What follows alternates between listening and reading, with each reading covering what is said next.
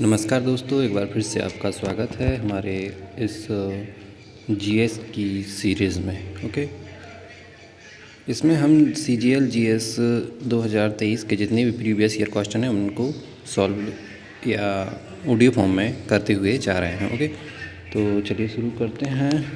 पहला जो हमारा क्वेश्चन है ये है 21 जुलाई शिफ्ट 3 का यह जनरल अवेयरनेस का सेट है।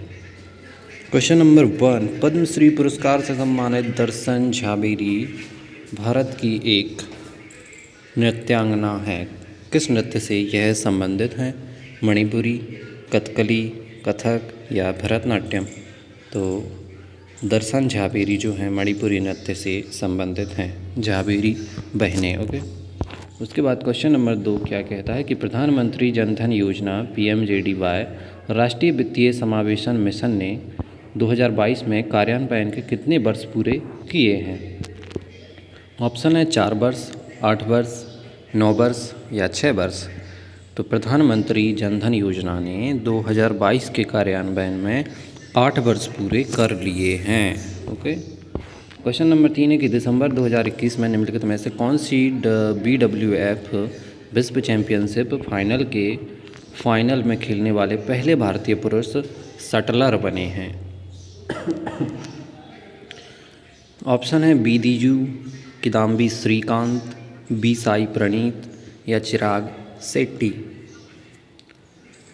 तो इसका सही जवाब है किदाम्बी श्रीकांत, यानी कि BWF विश्व चैंपियनशिप फाइनल में खेलने वाले भारतीय पुरुष शटलर बने हैं किदाम्बी श्रीकांत। दिसंबर 2021 में करंट अफेयर का यह क्वेश्चन था। अब है अगला कि इस्लामिक कैलेंडर के किस महीने में रमजान मनाया जाता है, जो कि एक पवित्र महीना है जब दुनिया भर के मुसलमान रोज़ा रखते हैं और दान पुण्य, जिसे ज़कात के रूप में भी जाना जाता है, करने पर अपना ध्यान देते हैं। ऑप्शन है कि दूसरे, 9वें, 7वें या 6वें महीने में आता है। तो ये आता है 9वें महीने में, जो कि हिंदुओं के नवदुर्गा वाला होता है उसी तरह। ओके, इस्लामिक कैलेंडर में रमज़ान जो है 9वें महीने में आता है। क्वेश्चन नंबर 5 है कि निम्नलिखित में से कौन सा अम्ल जैतून के तेल का 55 से 80% हिस्सा बनाता है, जो इसे खाना पकाने के अधिकांश तरीकों के लिए एक अच्छा विकल्प बनाता है? ऑप्शन है अराकिडिक अम्ल, ओलिक अम्ल, लॉरिक अम्ल या स्टीयरिक अम्ल। तो इसका जो जवाब है ओलिक अम्ल इसका सही है, यानी कि ओलिक अम्ल जो है जैतून के तेल का 55 से 80% हिस्सा बनाता है और इसे खाना पकाने के लिए ये यूज किया जाता है। क्वेश्चन नंबर 6 है कि which of the following is also known as the lander of the last resort? तो इसका जो सही जवाब है RBI है, इसको आप थोड़ा मेंटेन करिएगा। सुनो, lander of the last resort का लैंडर RBI को कहते हैं। ओके, क्वेश्चन नंबर 7 जो है, अखिल भारतीय कांग्रेस ने भारत के लिए पूर्ण स्वराज या पूर्ण स्वतंत्रता की मांग को कब औपचारिक रूप दिया है? ऑप्शन है कि 1927 में इसके मद्रास अधिवेशन में, या 1929 में इसके लाहौर अधिवेशन में, या 1926 में इसके गुवाहाटी अधिवेशन में, या 1931 में इसके कराची अधिवेशन में। तो इसको जो औपचारिक रूप दिया है पूर्ण स्वराज या पूर्ण स्वतंत्रता की मांग को, तो ये दिया है 1929 में इसके लाहौर अधिवेशन में। ओके, 1929 में इसके लाहौर अधिवेशन में। इसके बाद है क्वेश्चन नंबर 8 कि भारत के लिए आर्थिक विकास योजना को किसके रूप में भी जाना जाता है? ऑप्शन है दिल्ली योजना, बम्बई योजना, गुजरात योजना या सूरत योजना। तो भारत के लिए आर्थिक विकास की योजना को बम्बई योजना के नाम से जाना जाता है।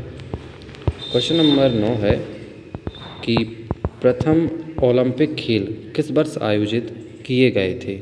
ऑप्शन है 1892 में, 1894 में, 1896 में या 1900 में। तो याद रखिएगा कि प्रथम आधुनिक ओलंपिक खेल 1896 में आयोजित किए गए थे, 1896 में। ओके, क्वेश्चन है कि 2022 में फीफा अंडर 17 महिला विश्व कप निम्नलिखित में से किस अवधि के दौरान आयोजित किया गया था? यानी कि फीफा अंडर 17 महिला विश्व कप 2022 में किस महीने में मैंने कितने से कितने तारीख तक आयोजित किए गए थे? 8 से 21 जून, 4 से 11 अप्रैल। तो इसको डायरेक्ट याद रखिए कि 11 से 30 अक्टूबर, चूँकि यह 2022 का क्वेश्चन है। क्वेश्चन नंबर 11 है कि संसदीय समितियों के संबंध में निम्नलिखित में से कौन सा या कौन से कथन सत्य हैं? पहला कथन है कि एक मंत्री लोक लेखा समिति का सदस्य नहीं हो सकता।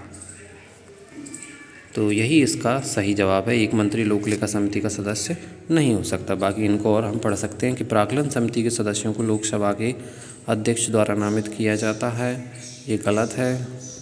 चलिए इनको छोड़ते हैं, अगला देखते हैं क्वेश्चन कि क्वेश्चन नंबर 12 निम्नलिखित में से किसके शोध ने इस पृष्ठ तनाव के रूप में जाने वाली वर्तमान अवधारणा की नींव रखी जो तरल और ठोस सतहों तथा अंतराफलों के गुणों का वर्णन करती है? यह किसने खोजा था? ऑप्शन है गर्टी कोरी ने, या एग्नेस पॉकेल्स ने, या नेटी स्टीवंस ने, या लिस मीटनर ने। तो शोध ये किया था एग्नेस पॉकेल्स ने। पृष्ठ तनाव के रूप में जाने जाने वाली वर्तमान जो अवधारणा की नींव है उसकी खोज किसने की थी? एग्नेस पॉकेल्स ने। उसके बाद के देश में महिलाओं के बारे में जानकारी प्राप्त करने के लिए विभिन्न राज्यों और केंद्र शासित प्रदेशों में लिंगानुपात बहुत महत्वपूर्ण है। नीचे भारत की जनगणना 2011 के अनुसार आंकड़े दिए गए हैं, निम्नलिखित को सुमेलित करें और सही विकल्प की पहचान करें।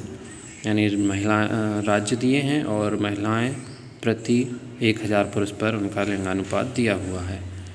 तो ये किसका कितना लिंगानुपात है इसको याद रखना है। तो पहले का बी आंसर है, यानी कि केरल जो है उसका 1084 लिंगानुपात है, पुदुचेरी जो है 1037 है, और दिल्ली जो है 868 है, और हरियाणा में देखा जाए तो कितना है? 879। ओके। उसके बाद क्वेश्चन नंबर 14 है कि प्रसिद्ध अरबी विद्वान अल बैरूनी 11वीं शताब्दी ईस्वी में किसके साथ भारत आया था? ऑप्शन है अब्दुल्ला शाह गाजी, अल वलीद प्रथम, मोहम्मद बिन कासिम, या महमूद गजनबी। तो जी हाँ, अरबी विद्वान अल बैरूनी जो थे महमूद गजनबी के साथ भारत आया था। क्वेश्चन नंबर 15 है दोस्तों कि निम्नलिखित में से किस समूह के तत्वों को कैल्कोजन कहा जाता है? कैल्कोजन। ओके, तो किस समूह के तत्वों को कहा जाता है? इसका आंसर है समूह 16 के तत्वों को कैल्कोजन कहा जाता है। क्वेश्चन नंबर 16 है कि लोचन कवि के प्रसिद्ध 15वीं शताब्दी में लिखे गए ग्रंथ किसके लेखक के रूप में हैं?